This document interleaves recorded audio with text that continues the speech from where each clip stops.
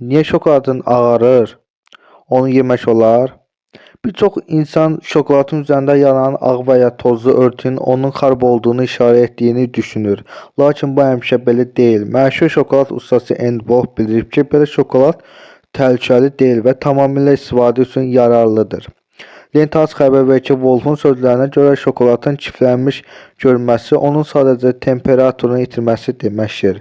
Bu şokoladın xarab olması deyil, o yalnız temperlənmiş vəziyyətdən çıxıb, bu ən peşəkar şokoladlarla belə baş verə bilər. Temperlənmiş şokolad nədir? Şokolad yerilməzdən və ya bişirmədə istifadə olunmazdan əvvəl xüsusi temperlənmə prosesindən keçir. Bu kakao yağı kristalların düzgün şəkildə formalaşması üçün şokoladın müəyyən temperaturda qızdırılıb soyulması deməkdir. Düzgün temperlənmiş şokolad parlaq səthə malik olur. Qırıldıqda xırsıldayan səs çıxarır. Otaq temperaturunda möhkəm və hamar qalır.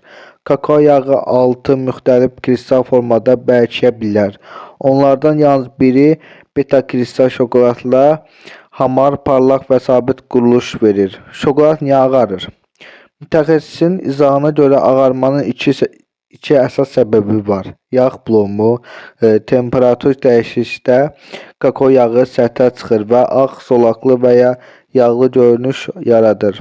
Şəkər blomu rütubət səbəbindən şəkər səthə miqrasiya edir və tozlu çörəkli təbaşirə bənzər görüntü yaradır. Bu proseslər adətən uzun müddət yük daşıma zamanı temperatur dəyişdikcə ambar və ya ev şəraiti rütubətli olduqda şokolad avtomobil kimi isti mühitdə saxlandıqda baş verir. Belə şokolad yemək təhlükəsizdirmi? Envof bildirib ki, ağarmış şokolad tamamilə təhlükəsizdir.